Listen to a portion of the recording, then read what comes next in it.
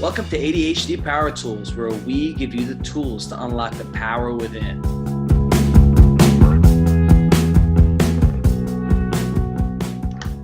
Hello, Brooke. Today, I want to talk to you about rejection sensitive dysphoria, and we'll call it RSD for short. This is something that's been associated with ADHD, and I'll go over the definition that I took from attitudemag.com.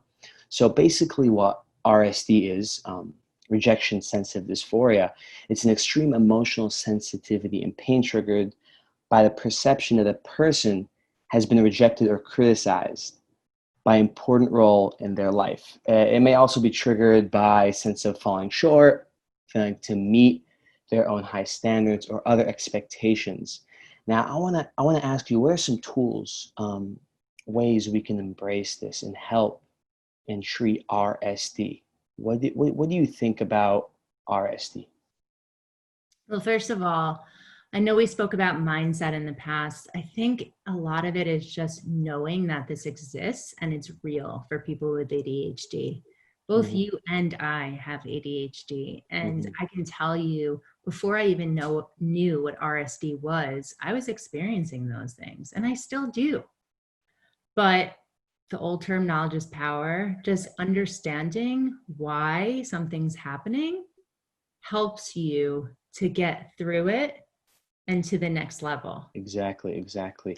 And yeah, just knowing the understanding of it, letting the people around you know, embracing it, let them know what helps you and what doesn't. For example, I just learned about this recently when you told me about the other couple of weeks ago, and I was like, oh wow, I noticed something. When we text back and forth about ADHD Power Tools and such, you always have an annotation on my messages and you reply. So you're always making sure I'm not, you're not falling short and I'm not left, I haven't met my high standards, and I love that because I noticed that, and it really helps me stay nice and relaxed. And that, I think, right there is a little sign of how RSD can play a role in someone's life. And it's good to have people understanding that around you, and embrace it and be aware of it and try your best um,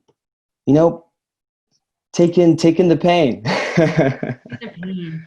On this test, doitscared.com, Hmm. it shows you what some of your traits are. And for many of my clients, they're people pleasers. And it comes right up. I'm right there with them. 54% Hmm. of who I am is a people pleaser. So just Hmm.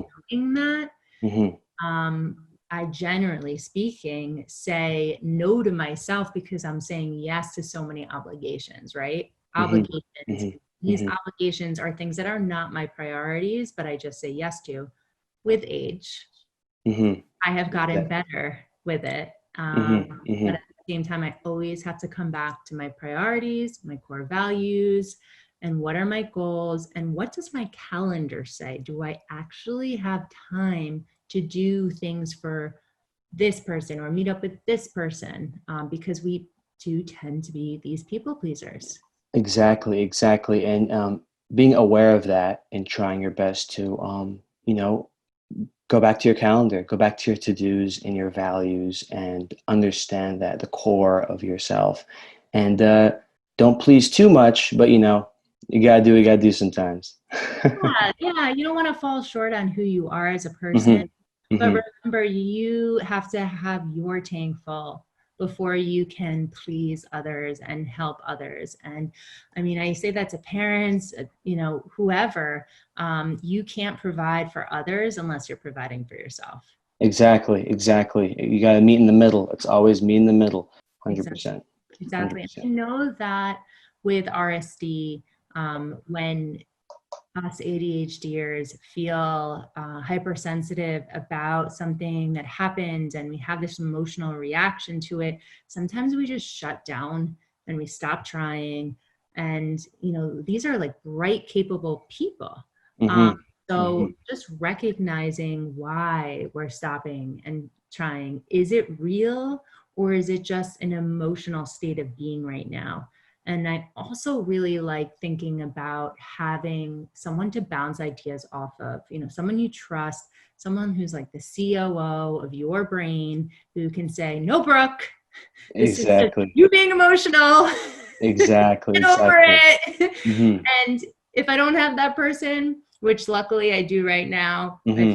fiance, just using the 24-hour rule, coming Hmm. back to whatever it is that is frustrating me, that might feel like a rejection piece, and seeing in 24 hours, once I'm calm and clear, if I'm still feeling the same way. Exactly. And I like how you bring up, the CEO of your brain. It's always good to have that one person who tells you the truth. That right there, that's when you know that person's very important and crucial in your life. And you need to really hang on to that and always bounce ideas back and forth. And it's very important in so many aspects of how our brain works with ADHD in general. Absolutely. Absolutely.